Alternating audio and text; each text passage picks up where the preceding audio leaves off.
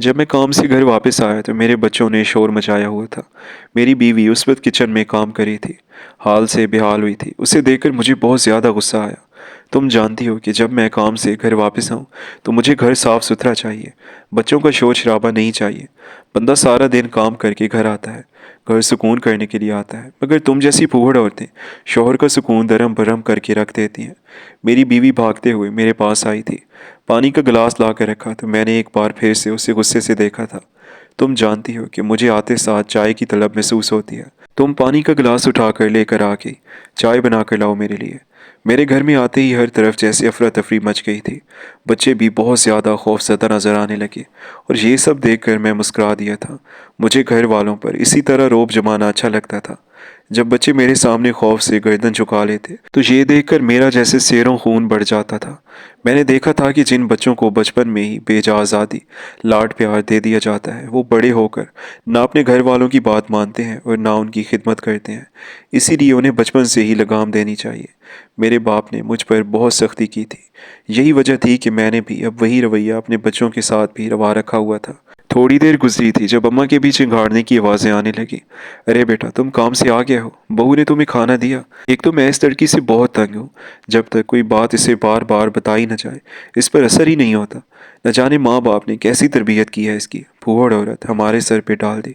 अम्मा को भी बहाना चाहिए था बात बात पर मेरी बीवी को टोकने का। कभी कभी मुझे लगता है कि अम्मा मेरी बीवी के साथ ज्यादती कर जाती है, मगर मैंने कभी इस बात को अपनी ज़बान पर लाने की हिमाकत नहीं की थी। मैं अपनी बीवी को सर पर चढ़ाने के हक में बिल्कुल भी नहीं था। खाना खाने के बाद वो मेरे लिए दूध का गिलास लेकर आई थी। मैं खुराक के मामले में बहुत ही ज़्यादा मोहतात रहता था, हमेशा ही अपने लिए फल और दूध का एहतमाम करता। मेरी कमाई का आधा हिस्सा तो मेरी अच्छी खुराक पर ही खर्च हो जाता।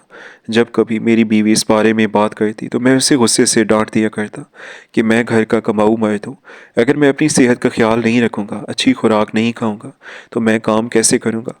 तुम लोगों के अखराजात, ये ज़रूरतें या याशियाँ कहाँ से पूरी करूँगा?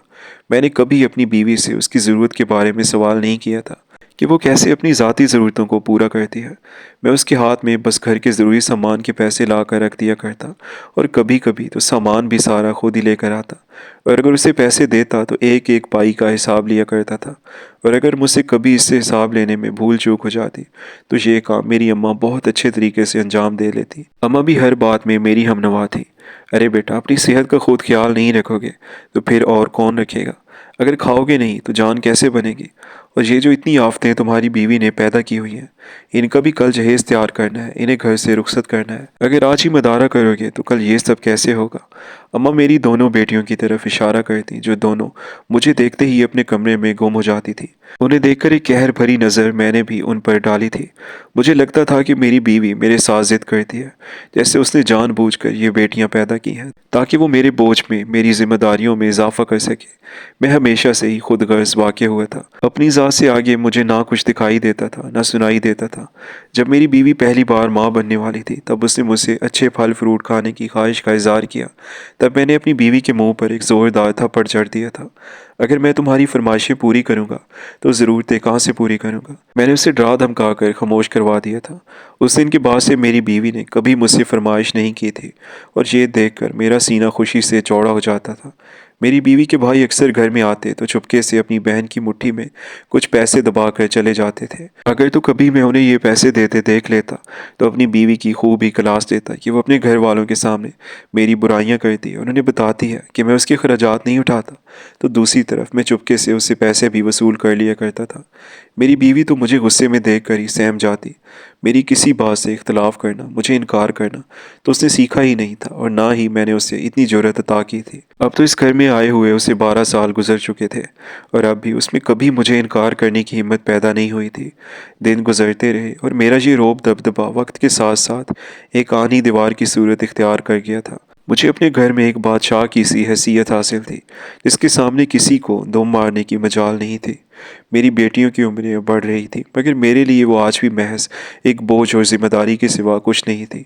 मैंने कभी उनके सर पर प्यार से हाथ नहीं रखा था, न कभी ये पूछा था कि उन्हें क्या चाहिए या वो ज़िंदगी में क्या बनना चाहती हैं। मेरे नज़दीक बेटियों का मकसद सिर्फ जवान होना और फिर किसी दूसरे घर की जीनत बनना था, जिसके लिए मैंने अभी से जोड़ तोड़ शुरू कर दिया था। मेरी बीवी की खामोशी अब एक मुस्तकिल आदत बन चुकी थी। वो घर में एक साए की तरह चलती फिरती, हर वक्त काम में मगन रहती। उसके चेहरे की जर्दी और आंखों के नीचे पड़े स्याह हल्के मुझे कभी नजर ना आते। मैं जब भी उसे देखता मुझे सिर्फ उसकी कुताहियां ही नजर आती। कभी सालन में नमक कम होता तो मैं पूरा दस्तरखान उलट देता, और कभी चाय देर से मिलती तो मैं उसे उसकी औकात याद दिलाने से पास ना आता। अम्मा मेरे इस रवैये को देखकर खुश होती और कहती कि बेटा मर्द वही है जिसके आने पर घर में परिंदा भी पर ना मार सके। अम्मा की ये बातें मेरी अना को मजीद हवा देती। मैं अपनी नौकरी और कारोबारी मामलात में बहुत चुस्त था। दफ्तर में भी मेरा वही रवैया था, मैं किसी की गलती माफ़ नहीं करता था। मुझे लगता था कि दुनिया सिर्फ ताकतवरों के लिए है और कमज़ोरों को कुचल देना ही बहादुरी है।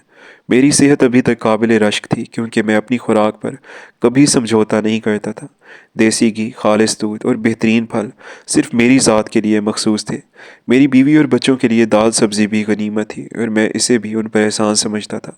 एक शाम मैं अपने दफ्तर से घर की तरफ रवाना हुआ तो बादल छाए हुए थे। सर्द हवा के झोंके चल रहे थे और मेरा दिल कर रहा था कि घर पहुंचते ही गर्मा गर्म पकौड़े और कड़क चाय तैयार मिले। मैंने रास्ते में ही सोच लिया था कि अगर घर में ज़रा सी भी बेतरतीबी हुई तो आज खैर नहीं होगी। मेरी गाड़ी की रफ्तार मामूल से ज़्यादा थी। मुझे तेज़ रफ्तारी का शौक़ था क्योंकि सड़क पर दूसरों को पीछे छोड़ना मुझे एक अजीब सी तस्कीन देता था। मैं अपनी कीमती गाड़ी के स्टीयरिंग पर हाथ जमाए खुद को इस शहर का सबसे कामयाब इंसान तस्वर कर रहा था। अचानक बारिश शुरू हो गई, सड़कों पर फिसलन बढ़ गई, मगर मैंने रफ्तार कम करने की बजाय एक्सीलेटर पर पाँव मज़ीद दबा दिया। मुझे अपने तजर्बे पर नाज था। इसी दौरान मेरे मोबाइल पर किसी का फ़ोन बजा। मैंने अपने हाथ से फ़ोन निकालने की कोशिश की और बस यही वो लम्हा था जहां मेरी ज़िंदगी का तवाज़न बिगड़ गया। सामने से एक तेज़ रफ्तार ट्रक गलत सिमत से आ रहा था। मैंने उसे देखते ही ब्रेक मारने की कोशिश की, मगर सड़क पर मौजूद तेल और पानी ने मेरी गाड़ी को काबू से बाहर कर दिया। गाड़ी लहराई, टायरों के चिरचिराने की आवाज़ आई और फिर एक ज़ोरदार धमाका हुआ। मेरी गाड़ी सड़क के किनारे लगे एक बिजली के पोल से टकराई और फिर कलाबाजियाँ खाती हुई गहरी खाई में जा गिरी। उस वक्त मेरे जहन में सिर्फ अपनी बीवी का सहमा हुआ चेहरा और बच्चों की खौफजदा आंखें घूम गई। मुझे महसूस हुआ जैसे मेरी हड्डियां पटाखों की तरह टूट रही हैं। दर्द की एक ऐसी लहर उठी जिसने मेरी पूरी हस्ती को अपनी लपेट में ले लिया। मेरा वो जिस्म जिसकी सेहत पर मुझे इतना नाज था अब लहूलुहान हो चुका था। मैं गाड़ी के मलबे में बुरी तरह फंस चुका था। मेरा सर स्टीयरिंग से टकराया था और खून मेरी आंखों में उतर आया था, जिसकी वजह से मुझे सब कुछ धुंधला नजर आने लगा। मैंने चीखने की कोशिश की मगर आवाज़ हलक में ही दम तोड़ गई। वो शख्स जो घर में धाड़ता था अब एक लफ्ज़ बोलने की सकत भी नहीं रखता था। बारिश की बूंदें मेरी खुली हुई खिड़की से अंदर आ रही थी और मेरे ज़ख्मों पर नमक का काम कर रही थी। वहाँ कोई नहीं था जो मेरी मदद को आता। मैं घंटों इस मलबे में पड़ा रहा। मेरी ज़िंदगी की पूरी फिल्म मेरी आंखों के सामने चल रही थी। मुझे याद आया कि कैसे मैंने अपनी बीवी को एक फल की ख्वाहिश पर थप्पड़ मारा था, कैसे मैंने अपनी बेटियों को कहर आलूद नज़रों से देखकर उन्हें डराया था।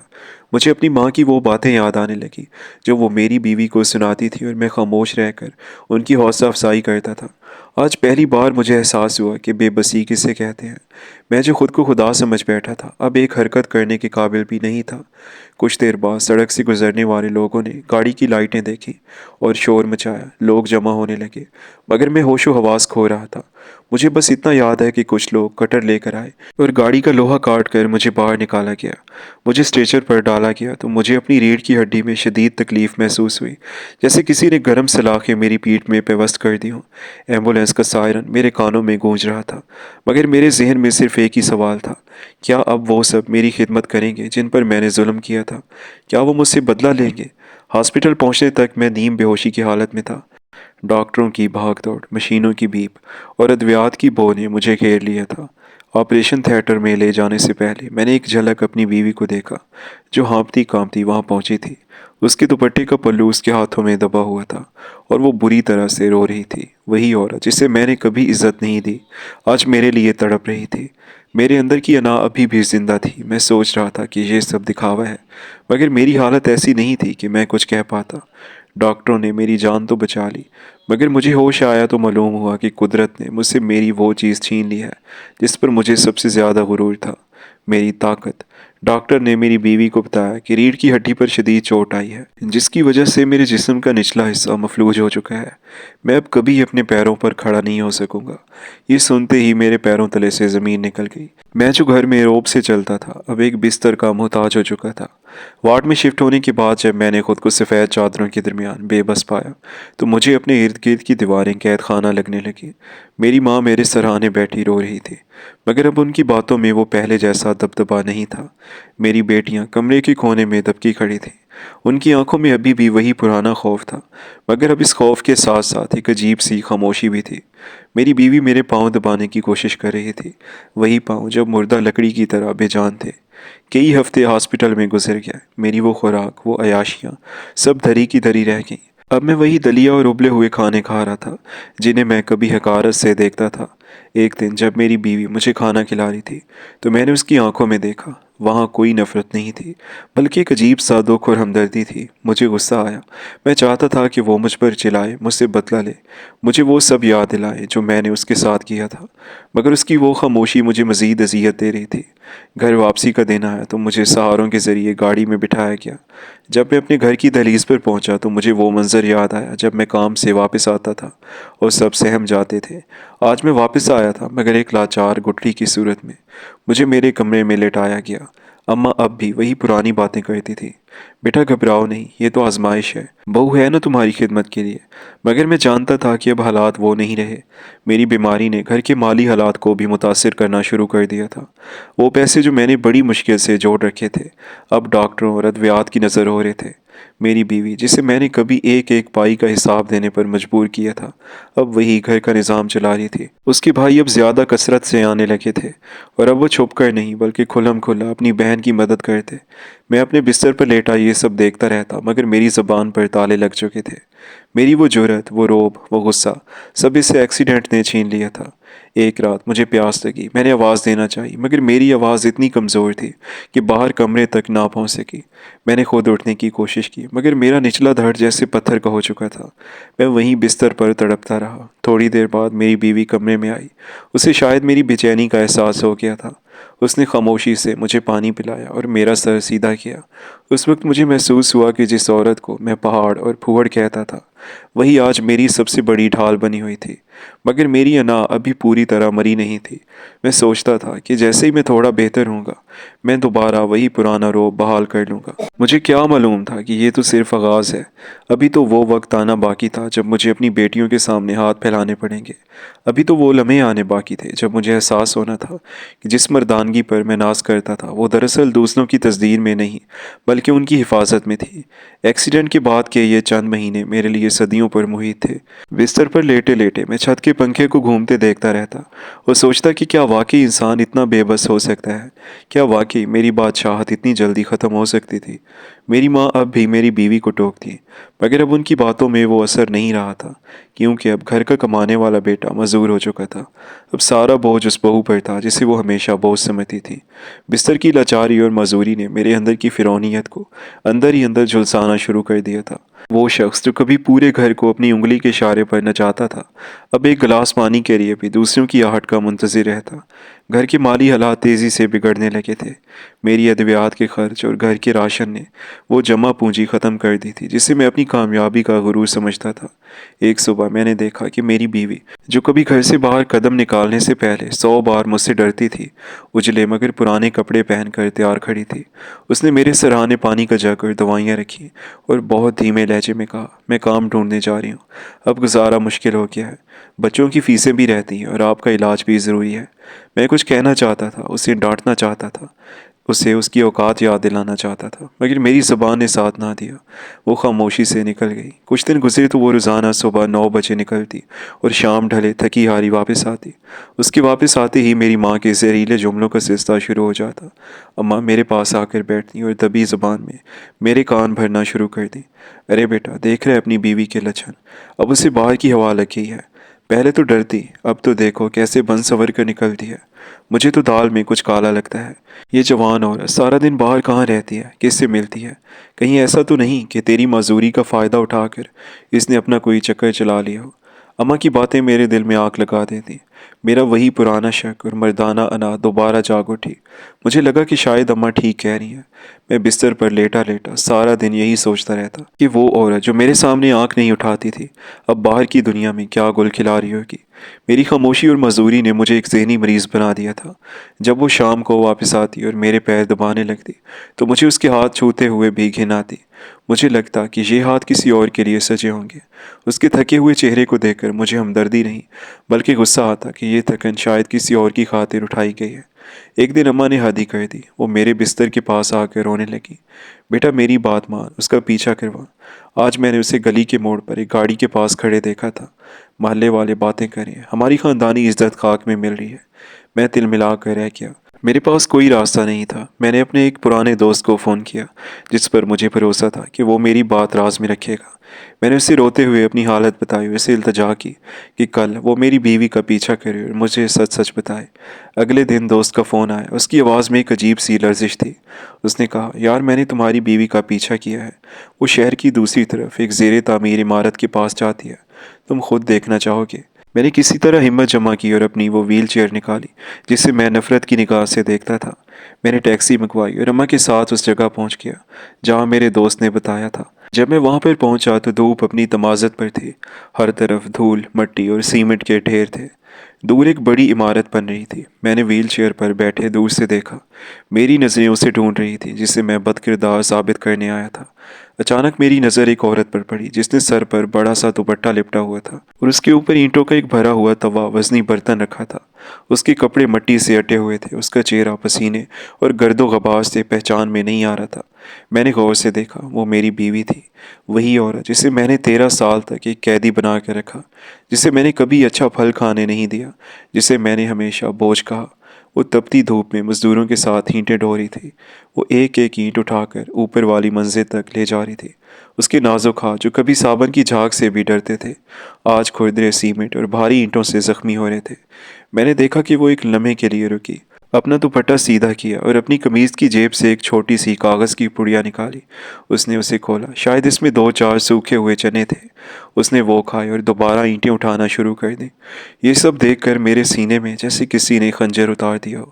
میری ماں جو میرے پیچھے کھڑی مسلسل زہر اگل رہی تھی یک دم خاموش ہو گئی۔ ان کی نظریں بھی اس حقیقت سے ٹکرا گئی تھی جس سے جھٹلانا اپنا ممکن تھا۔ میرا وہ سارا روب، وہ ساری فرعونیت، وہ ساری جھوٹی انا دھڑام سے نیچے گر گئی۔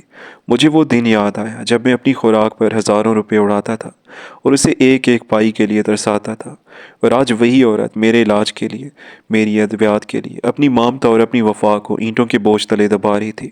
میں نے وہیں پر ویل چیئر پر بیٹھے بیٹھے دھاڑے مار مار کر رونا شروع کر دیا۔ میرا وجود شرمندگی کی ساگ میں جل رہا تھا جس کا کوئی مداوع نہیں تھا۔ وہ مزدور عورت جو میری نظر میں اب تک پہاڑ اور پھوڑ تھی، دراصل وہ بلند ہمت تھی جس نے گرتے ہوئے گھر کو سہارا دیا تھا۔ میں نے اپنے دوست سے کہا، مجھے یہاں سے لے چلو، میں اس قابل نہیں ہوں کہ اس کے سامنے جا سکوں۔ گھر واپس آ کر میں اپنے بستر پر ایسے گرا جیسے کوئی بے جان لاش ہو۔ شام کو جب وہ واپس آئی اس کے پاؤں سوجے ہوئے تھے، اس کے ناخنوں میں سیمنٹ پھنسا ہوا تھا، اس کی کمر جھکی ہوئی تھی۔ وہ ہمیشہ کی طرح پہلے میرے پاس آئی، میرے ماتھے پر ہاتھ رکھا اور پوچھا، آج آپ کی طبیعت کیسی ہے؟ میں نے آپ کے لیے اچھے والے سیب لائے ہیں۔ ڈاکٹر نے کہا تھا کہ آپ کو طاقت کی ضرورت ہے۔ میں نے اس کے ہاتھ پکڑ لیے، وہ ہاتھ جو مٹی سے بھرے ہوئے تھے، وہ ہاتھ جو اس کی محنت کی گواہی دے رہے تھے۔ میں نے ان ہاتھوں کو اپنے آنسوؤں سے بھگو دیا۔ وہ حیران رہ گئی، کیا ہوا آپ کو؟ آپ رو کیوں رہے ہیں؟ کیا اماں نے پھر کچھ کہا؟ میں نے صرف اتنا کہا، مجھے معاف کر دو، میں مرد نہیں تھا، میں تو ایک بونا تھا جو اپنی انا کے قد کو اونچا کرنے کے لیے تمہاری قربانیوں کو کچلتا رہا۔ اس دن مجھے سمجھ آیا کہ روب جمانے اور ڈرانے دھمکانے سے کوئی بڑا نہیں بنتا، بڑا وہ ہے جو مشکل وقت میں ڈھال بن جائے۔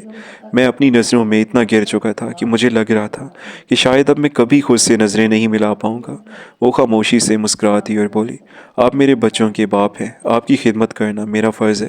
اس کی سادگی اور ظرف نے مجھے ایک بار پھر مار دیا۔ اس رات میں سو نہ سکا۔ میں کمرے کے اندھیرے میں لیٹا سوچتا رہا کہ قدرت کیسے انسان کو اس کی تکبر کی سزا دیتی ہے۔ میں نے جس عورت کو گھر کی قیدی سمجھا تھا وہی آج میری سب سے بڑی آزادی اور سہارا تھی۔ میری ماں بھی اپنے کمرے میں خاموش پڑی تھی، شاید انہیں بھی اپنی کہی ہوئی باتوں پر ندامت ہو رہی تھی۔ مکافات عمل کا پہیہ گھوم چکا تھا اور اب میں ایک نیا انسان بننے کی کوشش کر رہا تھا۔